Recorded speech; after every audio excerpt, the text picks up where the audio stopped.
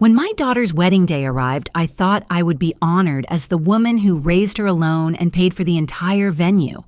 Instead, I was seated next to the restroom, hidden behind a pillar, as if I were some distant guest.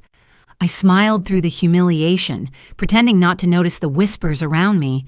But what no one knew was that the contract for the venue, every cent of it, was signed in my name. And there was one tiny clause that could change everything. I kept quiet that day, but I wasn't done. The moment they toasted to their family's generosity, I began planning a toast of my own, one that would leave everyone speechless. After my husband passed away, the house we had built our lives in suddenly felt too large, too quiet, and too heavy with memories. I was 65 and staring at a future I hadn't planned for. The mortgage was long paid off, but the upkeep of the place drained me, both emotionally and financially. Selling the house was a painful decision, but I told myself it was practical. When my daughter Lydia and her husband Jacob suggested I move in with them, it sounded like the kind of family closeness I had always hoped for. Lydia framed it in such loving words. "It will be easier for us to take care of you, Mom. You won't be alone." Jacob, standing beside her, nodded with a polite smile. I didn't overthink it. I wanted to believe them. I sold the house and handed over a portion of the proceeds, more than I'd ever imagined I'd part with, to help them buy a larger home. It was pitched as a joint investment for the family's future. Lydia assured me that everything was in my name too, just as a safeguard. The paperwork was handled quickly, and though I wasn't one to nitpick over legal documents, I trusted her enough to sign. Their new house was in a suburban neighborhood, modern and spacious. They welcomed me with open arms on moving day, directing me to a small room off the side hallway just past the laundry and near the garage.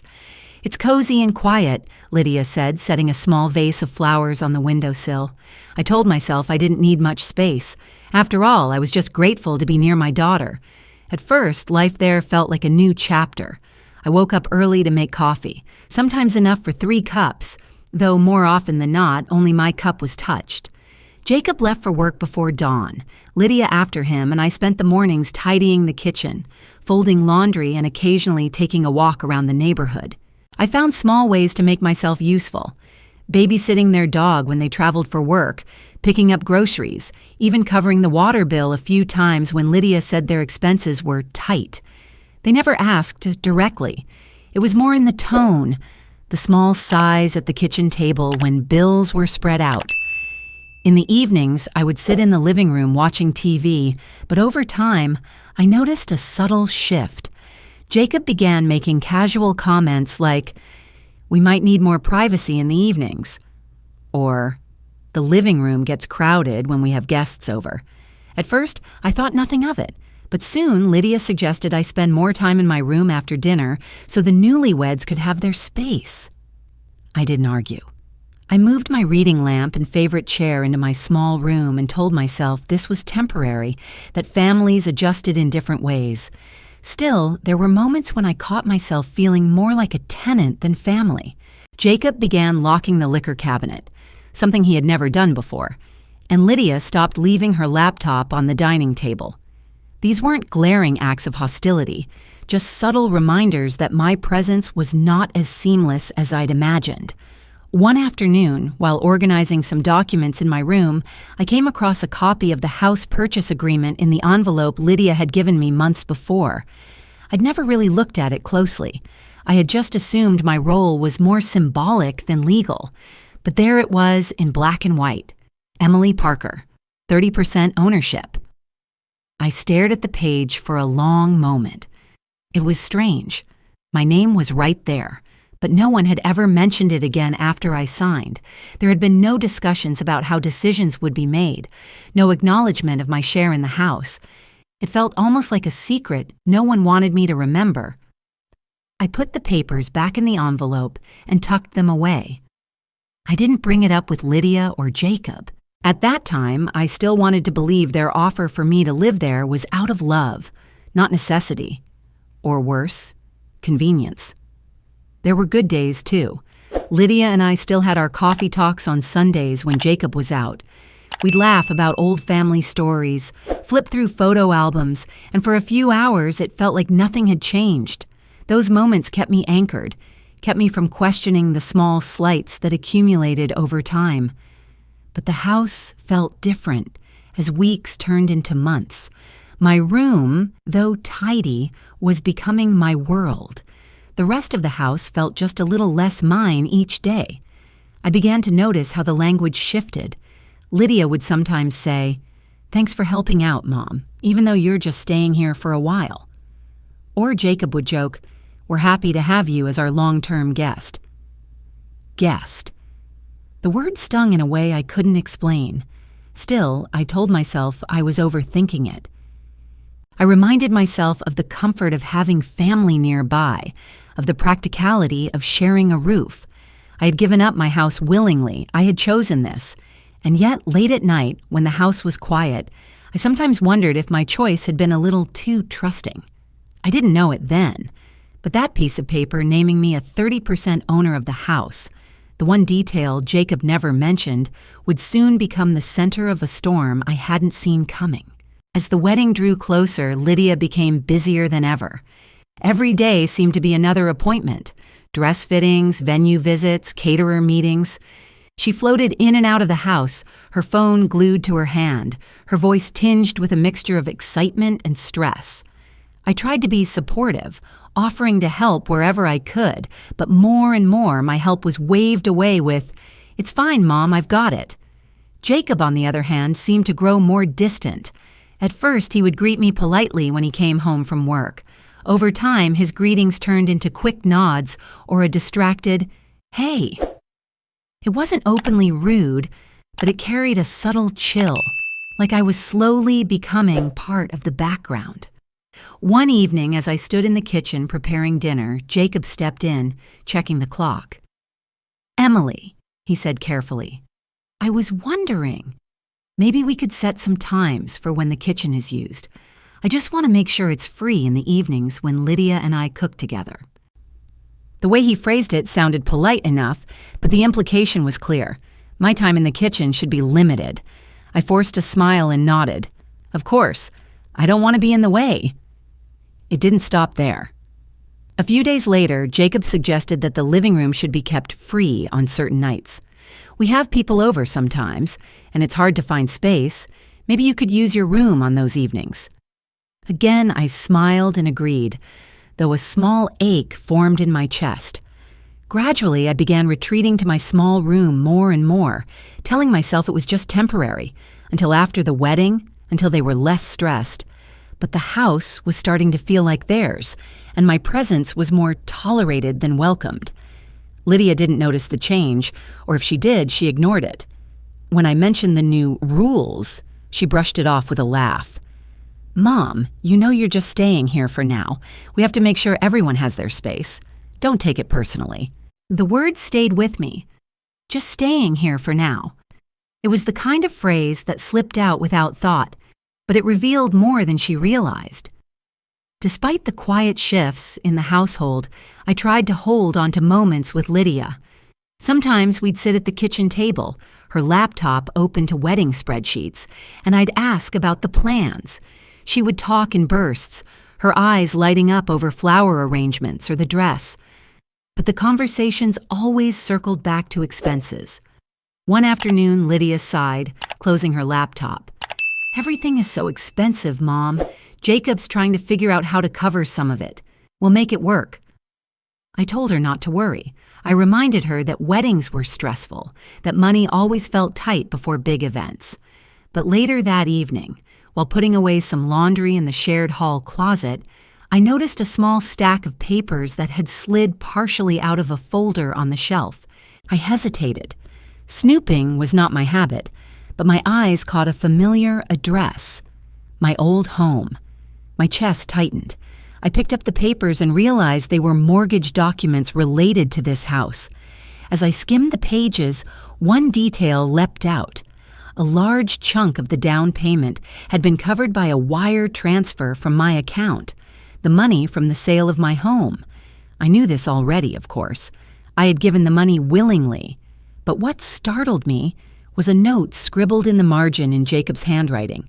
Funds cleared remaining loan. No mention to Emily. I felt my stomach twist. Why would there need to be no mention to Emily? I was the one who had provided the money. What did he mean by clearing the loan?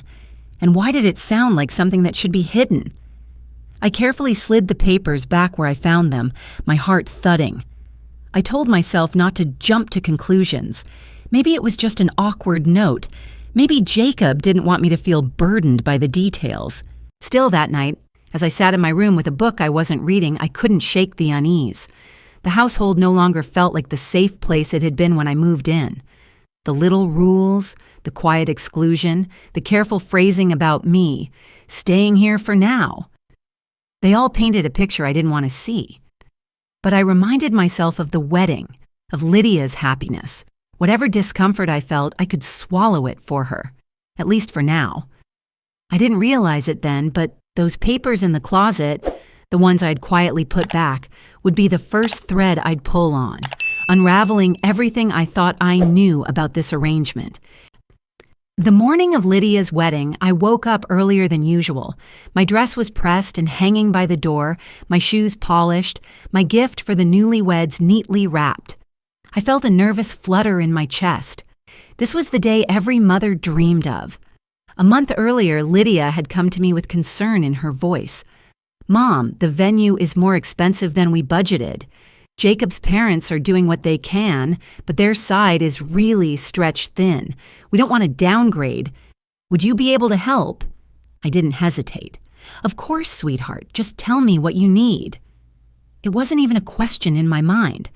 I wired the payment directly to the venue, signing the contract in my name because Lydia said it would make things simpler. I imagined the joy on her face when she walked down the aisle, and the last thing I cared about was who signed what. The venue was beautiful, tucked into the rolling hills outside of town, with tall windows looking out over a lake. As I arrived, I took in the flowers, the string quartet playing softly, the laughter of guests filtering into the lobby. At the reception hall, I approached the hostess stand to check the seating chart. My eyes scanned the list until I found my name, and then I paused. Table 12. I glanced at the diagram. Table 12 was tucked into the back corner, near the swinging doors to the kitchen, and directly across from the restroom. My name was listed with distant relatives and a few people I didn't even recognize. I looked again, certain it must be a mistake. But there, front and center, at tables 1 and 2, reserved for family of the bride and family of the groom, sat Jacob's parents, his siblings, and extended family. I felt my chest tighten. I told myself there must be a reason. Maybe the seating was arranged by the wedding planner. Maybe I'd been placed somewhere quiet so I could rest. I tried to convince myself it wasn't intentional. I took my seat at table 12, forcing a smile as guests around me offered polite greetings. Every so often I caught a glimpse of Lydia across the room, radiant in her dress, chatting happily with Jacob's family. She didn't look my way once. The sound of laughter drifted over from the VIP tables. I heard Jacob's mother telling a story, her voice loud and proud. "We are just so happy we could make this day happen for them." Guests at the table clinked their glasses in agreement. I lowered my eyes, my fingers curling around the stem of my glass. Halfway through dinner, a man I vaguely recognized approached my table. He was an old acquaintance from church. Leaning in, he said with a smile, "Emily, this venue is gorgeous. Jacob told me his parents covered everything. It must have been such a relief for everyone." For a moment, I couldn't speak. I managed a small nod, my throat tight. "Yes, it's beautiful, isn't it?" I murmured, careful not to let my voice tremble. Inside, my thoughts were spinning. Jacob had told people his family paid for the venue? His parents were being congratulated for something I had quietly shouldered? I looked across the room again, my eyes settling on Jacob. He was laughing, his arm around Lydia, no hint of discomfort on his face. I pressed my napkin to my lap and smiled mechanically at the conversation at my table, but my mind was elsewhere. Each toast, each laugh from the VIP tables felt like another weight pressing down on my chest. When the dancing began, I slipped away to the balcony for air. The music filtered out through the open doors, the scent of roses and champagne heavy in the night air. I looked back through the window, watching my daughter swirl across the dance floor.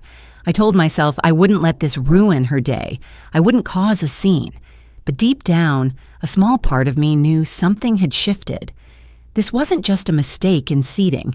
This was a statement, one I wasn't meant to challenge. And as I stood on that balcony, the laughter and music echoing behind me, I felt the first threads of resolve begin to pull tight. I stood on the balcony for a moment longer, letting the cool night air steady me. My chest felt tight, as if each breath was something I had to work for.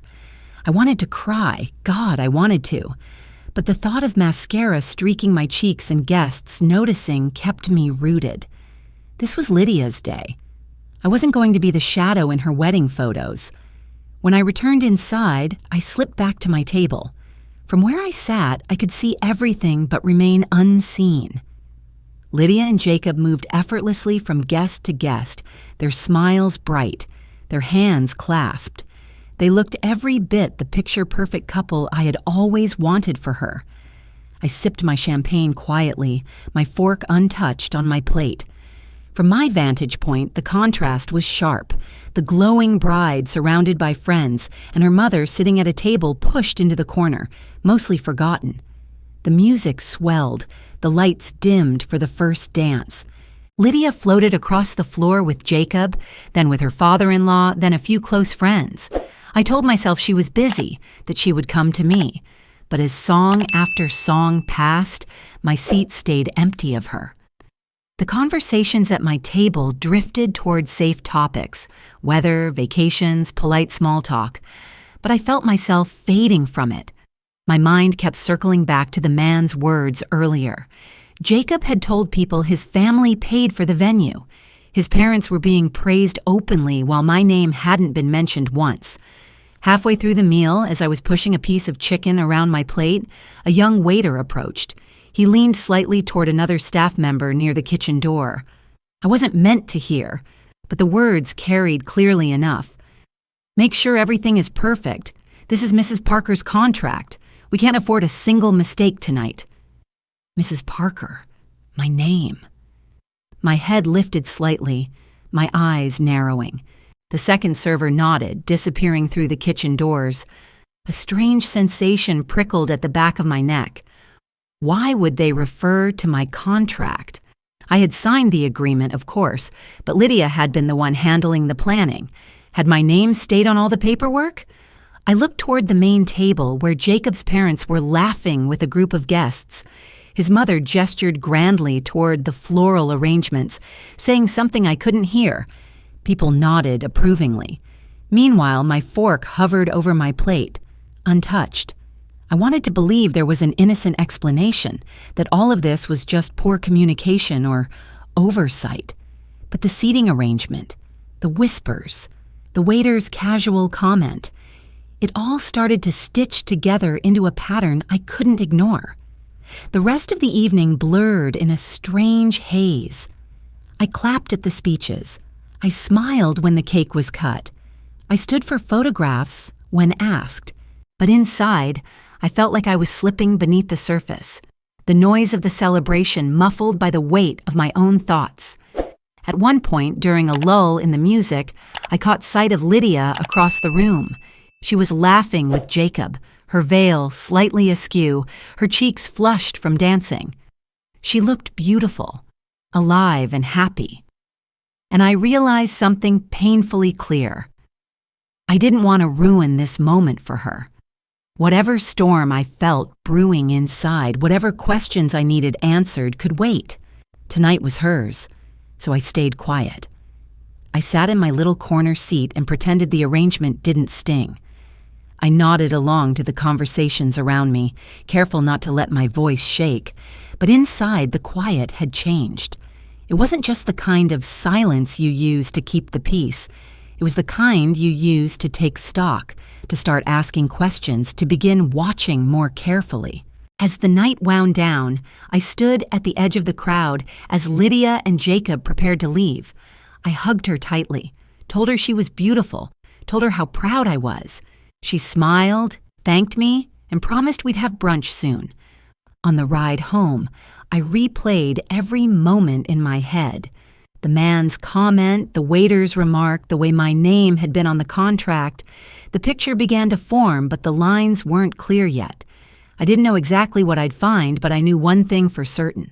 I was going to start looking. The morning after the wedding, the house was unusually quiet. Lydia and Jacob were away for a short honeymoon, leaving me alone in the house. I thought the silence might feel peaceful, but instead it pressed in on me, heavy and unsettled. I made myself a cup of coffee and sat at the small kitchen table, staring at the steam rising from the mug. I tried to focus on ordinary things, the laundry, the grocery list, but my thoughts kept circling back to the wedding, to the table in the corner, to the whispers, to the waiter's remark about my contract. I was rinsing my cup when I heard the sound of a car pulling into the driveway. Moments later, the front door opened. Jacob's voice echoed faintly from the hallway, deeper and more casual than when he spoke to me. He didn't call out a greeting. Instead, I heard the scrape of his shoes and the unmistakable sound of his phone ringing.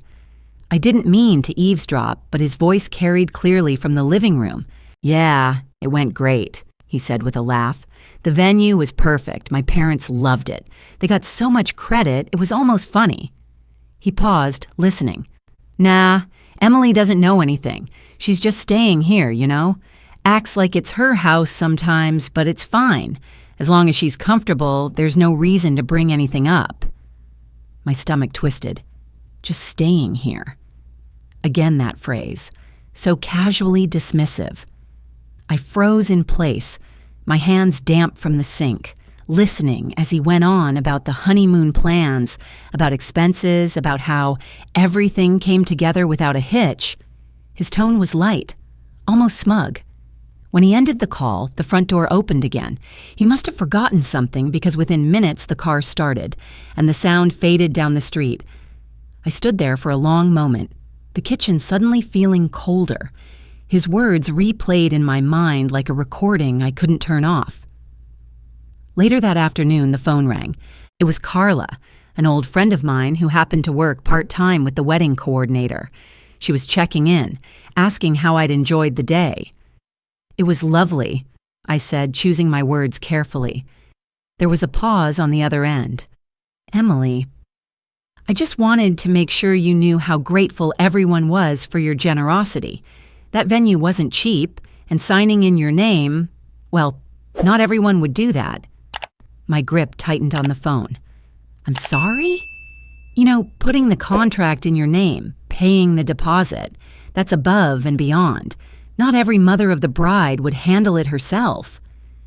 I felt a strange mix of emotions, gratitude for her honesty, but also a sharp pang in my chest. "Carla, can I ask, was there any discussion of who paid during the reception?" Another pause. Not that I heard, but Jacob's parents seemed very comfortable accepting the praise. I assumed everyone was just being polite. I thanked her and ended the call, my pulse beating faster. When I hung up, I went to my room. I pulled open the drawer where I kept my personal documents and took out the slim folder Lydia had given me when we booked the venue. I had never gone through it in detail. I'd trusted her to handle everything. The first page was the contract, my name in bold letters. Emily Parker, primary signatory. My signature sat neatly at the bottom, next to the payment amount. There was no mention of Jacob's parents anywhere. I flipped to the next page. An email printout was clipped to it. The correspondence was between the venue manager and Lydia's email address. But when I looked closer, I noticed something odd. The confirmation email that should have gone to me had been rerouted through Lydia's account. The venue manager's message read, "Attached is the finalized contract for Mrs. Emily Parker. Please confirm receipt." Lydia's reply, "Received, thank you. Please direct any follow-up to this address for convenience." I sat back in my chair. the paper trembling slightly in my hands. The arrangement wasn't just oversight. It had been intentional. By rerouting the correspondence, they'd ensured I wouldn't be part of the ongoing communication. I thought back to the man at the wedding who'd told me Jacob's parents had paid, to the waiter who'd mentioned my contract in passing, to Carla confirming I was the one who'd signed and paid. All the pieces lined up, but the picture they formed wasn't one I wanted to see. For the first time, I felt a shift, not just hurt or disappointment, but something harder, sharper. I carefully slid the papers back into the folder, my mind already moving in ways it hadn't before. If they wanted me to be a guest in this house, if they wanted to treat me as someone just staying here, then I would stop pretending this arrangement was built on trust. I didn't know exactly what my next step would be, but I knew I would start paying closer attention. That evening, long after the sun had dipped below the horizon and the house was quiet, I sat in my small room with the folder from the venue lying on my desk. My mind wouldn't settle. The words I'd overheard, the praise Jacob's family had accepted, the contract in my name, all of it swirled together, refusing to fade. I realized this wasn't the only contract I'd signed without really understanding the full implications. The venue had been one thing, but the house, that had been a much larger investment. I crossed to the small cabinet where I kept my personal documents. Buried beneath years of tax returns and utility bills was a heavier folder marked Property. I hadn't looked at it since the move. My hands hesitated at the edges before I pulled it free. The purchase agreement was right on top. I flipped through the pages, scanning quickly at first and then slowing down. And then I saw it. Emily Parker, 30% ownership. There it was in print, as clear as day. As I remembered signing the papers, Lydia smiling as she reassured me that it was just formality. But this wasn't symbolic. 30% wasn't just a name on paper. It was a legal stake in the property. My pulse picked up. Why had neither Lydia nor Jacob ever mentioned this since I moved in? Why was I being treated like a guest when I was, by law, a co-owner? As I kept reading, something else caught my attention. Attached to the agreement was a set of more recent documents, ones I hadn't signed. They were loan applications. The top form bore Jacob's name as the primary applicant. It was a request to use the house as collateral for a business loan. The section listing the property owners was typed in small print. My name was there, but next to it, a strange signature I didn't recognize. My stomach sank. It looked like my name had been signed for me. The air in the room felt heavy. I flipped through the pages, my fingers trembling. The application hadn't been finalized. It was still marked pending. But the intent was clear. Jacob was preparing to leverage the house without ever speaking to me. A rush of emotions hit all at once. Betrayal, anger, disbelief. I had trusted them, given up my home, my savings, and now my security was being used as bargaining power for something I knew nothing about.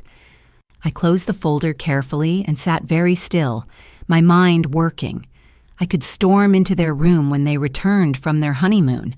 I could demand answers, wave the documents in their faces. But the thought of it stopped me. I didn't know the full picture yet, and confronting them without everything in hand would only make it easier for them to twist the story. No, I needed to be patient. I placed the property folder back into the drawer, locking it this time. I opened my laptop and began organizing everything I had: the venue contract, the emails, the property documents. I even made notes on what I'd overheard Jacob say on the phone. As I worked, my resolve hardened. If they thought I was just a passive guest, they were wrong. I had spent my life taking care of this family. I wasn't about to let my trust be turned into a weapon against me. By the time I closed my laptop, it was past midnight. The house was still. I stood by the small window in my room, looking out at the quiet suburban street. The house was dark, but beneath its walls, secrets were piling up, secrets I now had pieces of. And I intended to find the rest. The following week, the house felt quieter than ever. Lydia and Jacob were still away, posting pictures from their honeymoon on social media, white sand beaches, candlelit dinners, captions about their perfect start. I used the quiet to my advantage. While organizing the documents I'd already found, I realized there were pieces still missing. The pending loan application had been incomplete. If Jacob was trying to use the house as collateral, there would be supporting paperwork, bank statements, correspondence, maybe even a draft agreement. I remembered the locked file cabinet in Jacob's home office. It was the one room I rarely entered, partly out of respect, partly because I didn't want to feed into the idea that I was snooping. But this wasn't about idle curiosity anymore. The key to the cabinet wasn't in sight, but I'd seen Jacob carelessly leave it in the drawer of his desk before. Sure enough, when I checked, there it was, tucked beneath a stack of envelopes. I opened the cabinet slowly, my heart thudding in my chest. Inside were neat rows of files labeled with dates and categories: business, home, taxes. I pulled out the folder marked Home. The first section was routine: utility bills, maintenance receipts. But then my eyes fell on a thick packet labeled Mortgage Refinance. My pulse quickened. I flipped it open, scanning the details. Jacob was listed as the primary applicant again, with the house as collateral. But what made my breath catch was the signature line. There was my name, Emily Parker, signed neatly in cursive. Only it wasn't my handwriting. I ran my finger over the ink, my stomach tightening. I had never signed this. I had never even been told there was a refinance. And yet, on paper, it looked as if I had agreed. My hands trembled slightly as I turned the page. Each signature line bore the same forgery. Jacob had signed on my behalf. It was a jolt, but also a confirmation of what I had started to suspect. This wasn't negligence. This was intentional. I closed my eyes, taking a deep breath to steady myself. Anger burned in my chest, but I forced it down. I couldn't afford to lose control. Not yet. I kept reading. Buried toward the back of the packet was a section I had never noticed before: ownership clauses. Most of it was standard language about co-ownership rights, but one paragraph stood out like it had been highlighted in neon. It stated that any co-owner, regardless of percentage, had the legal right to initiate the sale of the property or transfer their share at their discretion. I sat back in Jacob's chair, the realization settling in. I wasn't just a silent 30% owner. I had the legal authority to sell my portion or push for the sale of the house entirely, and there was nothing Jacob could do to stop it without my agreement. The weight of the discovery sank in slowly. This was the leverage he didn't think I had. This was the piece he'd overlooked when he decided to treat me like a guest in my own investment. I carefully replaced the documents in the folder, making sure everything looked untouched. I slid the folder back into the cabinet, locked it, and returned the key to its drawer. Back in my room, I sat on the edge of my bed, my mind racing. Up until now, I had been collecting pieces of the puzzle. Small signs of disrespect, quiet betrayals, financial manipulations. But this was different. This was the card that could turn the entire game in my favor. I thought about confronting them the moment they walked back through the door, slamming the contract down in front of them. But the more I considered it, the more I knew that timing mattered. I needed to prepare. I needed to make sure I had every detail, every piece of proof, because when I used this card, there would be no going back. That night, I couldn't sleep. I sat at my desk, organizing everything into a single folder: the venue contract, the property agreement, the mortgage refinance with the forged signature, the clause that gave me my leverage. I even included screenshots of their honeymoon photos, evidence of their comfort, their confidence, their complete unawareness that their plans were about to shift. I ran my fingers over the stack of papers, feeling a strange calm settle over me. For months, I had felt pushed into a corner of this house, into a role that wasn't mine. They had invited me under the guise of family, all the while treating me like a burden, a temporary guest. But now I knew the truth, and more importantly, I had the means to make them face it. I woke the next morning with a clarity I hadn't felt in months. The stack of documents in my drawer wasn't just proof. It was a shield and a weapon, all in one. I had been careful, quiet, almost invisible in this house. But now I understood the power in letting people underestimate you. The first thing I did was make copies of everything. I set up my old scanner and fed in each page, the venue contract with my signature, the emails rerouted through Lydia's account, the property purchase showing my 30% stake, the refinance papers with the forged signatures, and most importantly, the ownership clause Jacob clearly didn't think I'd ever read. Each file was saved to an external drive, then backed up again to a cloud folder under a name no one would think to check. I even sent a copy to my private email just in case. Once the digital copies were secure, I placed the originals in a new envelope and slid it into the bottom of my suitcase, tucked beneath a layer of folded clothes. The house was still quiet. Lydia and Jacob would be home in 3 days. That gave me time to think about the how. Confrontation wasn't just about truth. It was about timing. I thought about when they would be surrounded by the people whose opinions mattered to them, when they would be least able to dismiss me as just staying here. And then it came to me, the post-wedding celebration. Lydia had mentioned it weeks ago, a casual evening with both sides of the family, a chance to thank everyone who'd helped. It was set for the weekend after they returned. It was perfect. That afternoon, I called my old friend Carla, the same one who had been so candid about the venue arrangements. I asked her about the laws surrounding co-ownership and property sales, framing it as curiosity. Carla wasn't a lawyer, but she knew someone who was. The next day, I had an appointment. I met with a real estate attorney named Harris, a calm man in his 50s with sharp eyes that missed nothing. I laid out the documents one by one. He scanned each page, his brow furrowing slightly as he read. "You have a strong position here," he said finally. "You're a legal co-owner with the right to sell or demand compensation for your share. And this," he tapped the forged signature, "is fraud. If you chose, you could press criminal charges."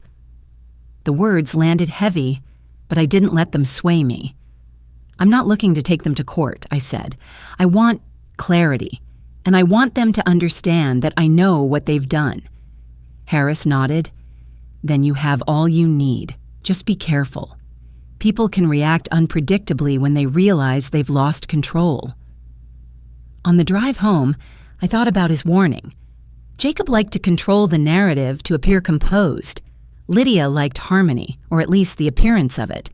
A public reveal wouldn't just challenge their actions, it would challenge their image. That night, I set about preparing not just the documents, but the way I would present them. I rehearsed in my head how the conversation would unfold. Not an outburst, not a screaming match, just the quiet precision of truth delivered at the right moment. I imagined the scene. The family gathered, Jacob's parents likely talking about their contributions again, Lydia smiling politely. I would wait until the right lull, then place the folder on the table. And when I opened it, there would be no question about what was real. The idea didn't fill me with glee. It wasn't revenge that drove me, but something steadier.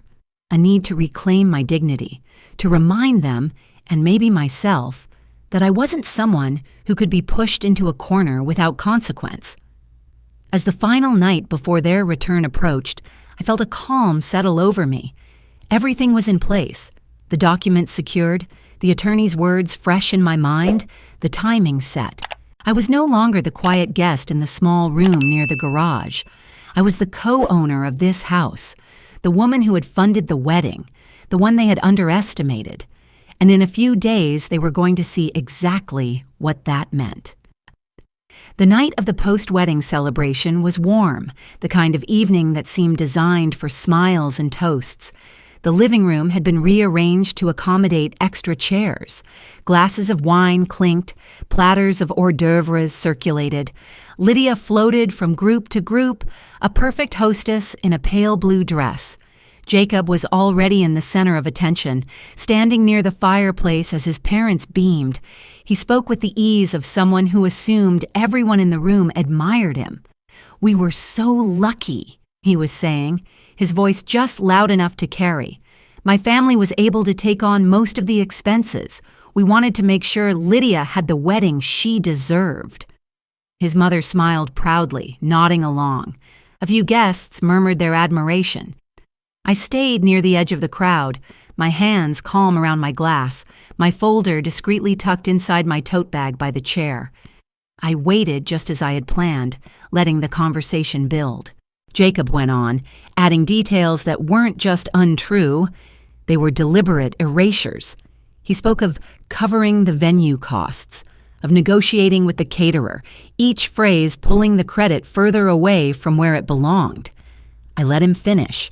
When there was a natural pause, a moment where he was waiting for someone to praise him, I stepped forward.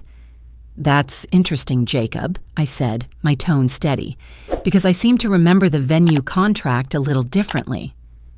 The room quieted. Jacob turned to me, his smile tight. "Oh, Emily, we all contributed in our own ways." "Yes," I said evenly. "Let's be precise about that." I reached into my tote and drew out the folder. The sound of the clasp opening seemed to echo in the room. I pulled out the first document, the venue contract. "This," I said, holding it up so the header was visible, "is the agreement for the wedding venue, signed by me, paid in full from my account, every cent." A ripple of murmurs moved through the room. Jacob's parents shifted uncomfortably. Lydia froze where she stood, her eyes wide. Jacob opened his mouth, but I wasn't finished. I set the contract aside and pulled out the property documents. "This," I continued, my voice calm but firm, "is the purchase agreement for this house.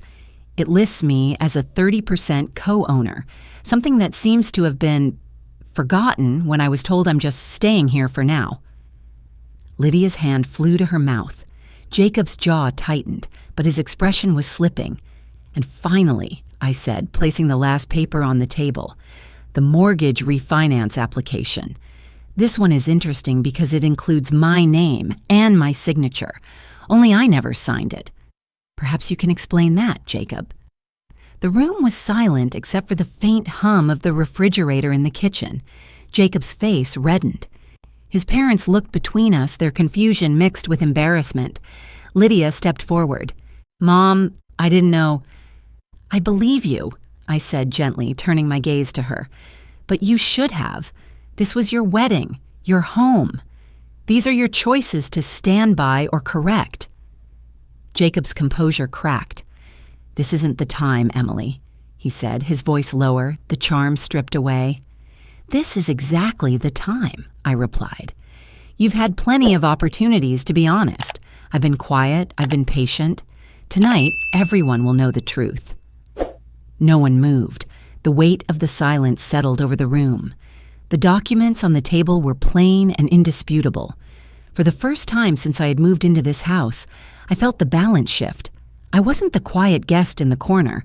I was the person holding the facts, the one they had underestimated. I didn't need to raise my voice. The truth was loud enough. The silence in the room stretched long after I laid the documents on the table. No one dared move. Lydia's eyes darted between Jacob and me, as if searching for some thread of explanation that could untangle this. Jacob's parents stared at their son, their pride now clouded with confusion. Jacob was the first to speak, his voice tight but still trying to sound composed. "Emily, we can talk about this privately. There's no need to make this a spectacle." I kept my gaze steady. "It became a spectacle the moment you told an entire room you paid for things you didn't, and the moment you signed my name on documents I never saw." He glanced around, realizing he had no audience to charm. "Let's work this out. You don't have to leave. We can keep things the way they are." I let the pause settle before I spoke again. "Actually, Jacob, I'm glad you brought that up, because I've decided I will be leaving." The words seemed to jolt the air. Lydia's head snapped toward me. "Leaving? Mom, what do you mean?" I opened the property agreement and tapped the clause I had highlighted. I'm exercising my right as a co-owner to sell my share of the house. I'll be meeting with a realtor next week. Once it's sold, you and Jacob can do whatever you wish with your portion. Jacob's face drained of color. You can't just... I can, I interrupted, my tone calm. And I will. It's all here in the agreement. 30% ownership means 30% authority. You can't block the sale without my consent, and you lost the privilege of my cooperation the moment you forged my signature. The room was utterly still. Jacob's parents shifted in their seats, looking anywhere but at him. Lydia's voice was soft now, almost breaking. Mom, I didn't know about the signature. I didn't know he... I believe you, I said again, my voice gentler when I looked at her. But you stood by while I was treated like a guest in my own investment. You let me believe I was here out of love, not convenience. That's not something I can live with anymore. Jacob's composure cracked further. If you sell, you'll ruin us financially, he blurted out. I met his words with a steady gaze. That's not my doing, Jacob. That's the cost of your choices. I didn't create this situation. You did. The tension in the room felt like a string pulled taut. For a moment, I thought Jacob might argue further, but he fell silent, his jaw clenched. I gathered the documents back into my folder, the soft snap of the clasp sounding final. I'll give you the courtesy of time to make arrangements, I said, standing. But I won't stay in a house where my worth is hidden and my rights are ignored. No one stopped me as I walked toward the hallway. The weight I had carried for months, quietly, invisibly, felt lighter with every step. At the doorway, I paused and turned back just once. Lydia stood near the fireplace, her hands clasped, her expression unreadable. Jacob sat stiffly, staring at the documents he could no longer deny. I wish you both the best, I said simply, but from here on, I'll be looking after myself. And with that, I stepped out into the night air. As I closed the door behind me, a strange calm settled over me. There was no triumph, no gloating, just a sense of release.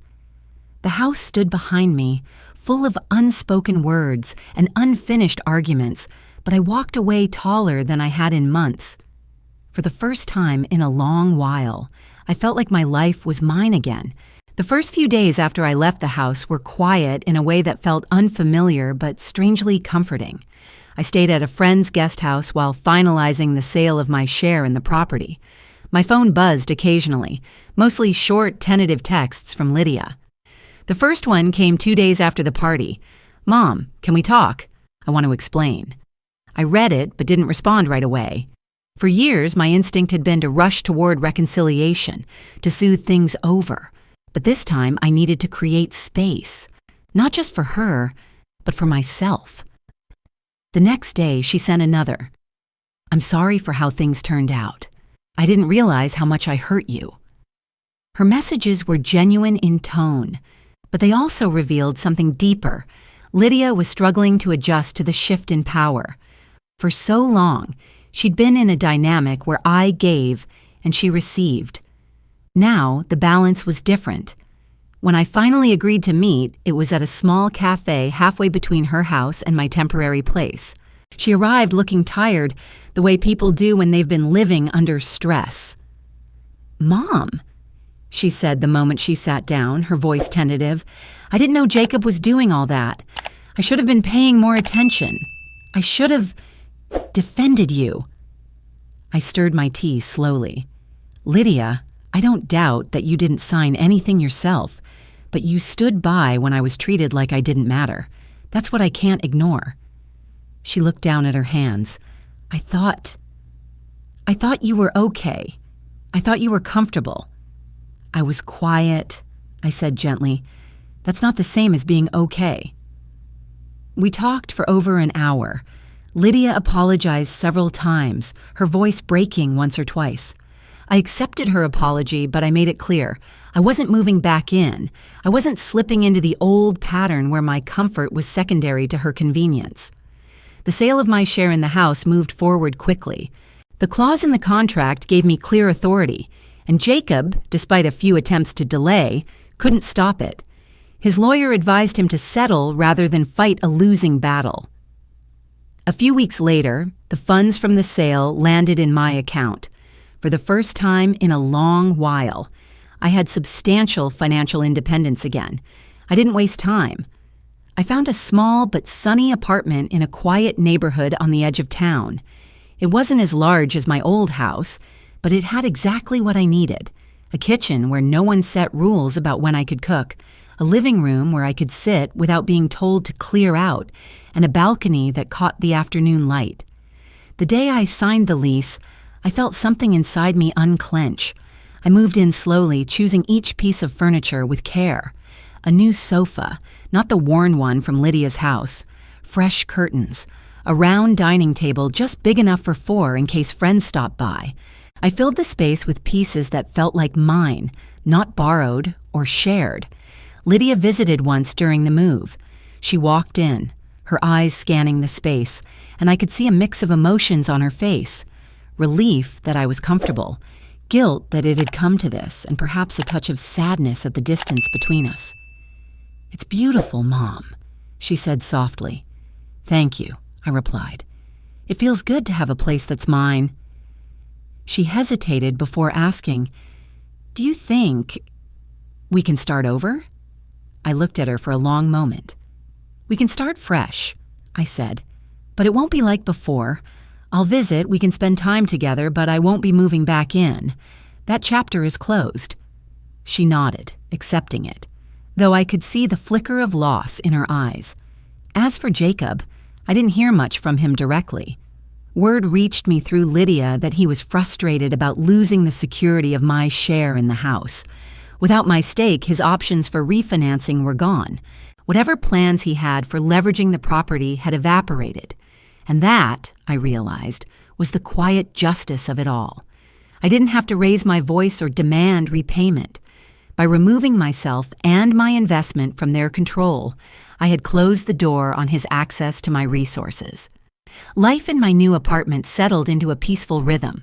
I started attending a book club at the library, reconnected with friends I hadn't seen in years, and even joined a small community garden project. My days were my own again. Sometimes I'd get a call from Lydia, updating me on her life. We were rebuilding slowly, with more honesty this time. I kept my boundaries firm, and she seemed to respect that. There were moments when I thought back to the small room near the garage, to the feeling of being just a guest in a house I'd helped buy. And each time I felt a wave of gratitude that I had chosen to step away. I hadn't just reclaimed my dignity. I had reclaimed my life. The twist of it all, the irony, was that Jacob's maneuvering had backfired completely. By trying to keep me powerless, he'd reminded me exactly how much power I still had. Now, as I stood on my balcony in the late afternoon sun, watering the potted plants I'd chosen myself, I felt a peace I hadn't known in years. My life was smaller in some ways, but it was also entirely mine, and that, I thought, was worth more than any wedding venue or shared mortgage could ever buy. The first Sunday morning in my new apartment felt like the closing of one book and the opening of another. I brewed coffee in my own kitchen, the sunlight spilling through the window onto my small table. The quiet wasn't lonely. It was peaceful. Every detail of the space felt like mine. I thought about the path that had brought me here, selling my old house, moving in with Lydia and Jacob under the promise of family togetherness, becoming the quiet presence in the small room near the garage, sitting at the wedding, tucked away at a table near the restroom, while my contributions went unacknowledged. There was a time when all of that would have left me feeling bitter, but now, looking back, I saw it differently. Helping your children is an act of love. It always has been, and it always will be. But love without boundaries can become a trap, one where your generosity is taken for granted, where your presence is tolerated instead of appreciated. I had learned that the hard way. Now, sitting at my kitchen table, I realized something important. Loving my daughter didn't mean sacrificing my self-respect. It didn't mean giving endlessly until there was nothing left of me but the role of helper or guest. I could still be her mother, still care for her, and still hold on to my dignity. Those things were not opposites. They were necessities. That was the lesson I carried with me.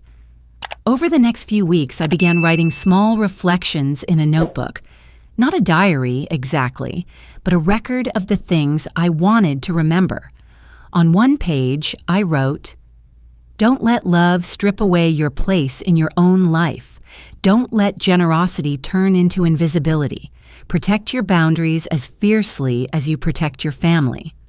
On another page, "Never forget your worth. You are not a guest in your own story." Sometimes I'd hear from friends who knew pieces of the story. They'd say, "I can't believe you went through all that," or "I could never have confronted them the way you did." But the truth was, I hadn't done it to be brave or dramatic. I'd done it because one day I realized I was disappearing in my own life, and that terrified me more than any confrontation ever could. When Lydia came to visit one afternoon, she walked in with a bouquet of flowers and a quiet expression. We sat on my balcony drinking iced tea. She told me about her new job project, about how she and Jacob were trying to adjust to their new budget. There was no tension in her voice, no lingering defensiveness. She had accepted the boundaries I'd set, and in doing so, we had found a way to rebuild. Before she left, she looked around my apartment. "You seem happy here," she said softly. "I am," I told her, "and I hope you'll be happy in your home, too. Just remember, a home is built on respect, not just walls." She nodded, and for the first time in a long while, I felt she truly understood. After she left, I stood on my balcony as the sun began to set, the air warm and tinged with the scent of blooming flowers from the garden below. I thought about how much had changed. I was no longer the mother in the small room by the garage. I was no longer the silent figure at the corner table. I was the woman who had chosen to reclaim her life, who had taken the risk of stepping away to protect her dignity. And now, as I looked out at the city lights beginning to glow, I felt ready for whatever came next. To anyone listening, to any mother, father, or person who's ever felt pushed into the margins of their own life, I would say this: don't ever let love turn you into a guest in your own story. Boundaries don't mean less love. They mean stronger, healthier love. And they mean you never lose sight of who you are. That was the lesson I had learned, and the one I intended to carry with me as I stepped fully into this new chapter. With a deep breath, I closed my notebook, poured myself another cup of coffee, and settled into the evening. My life was my own again, and that was the greatest gift I could have given myself.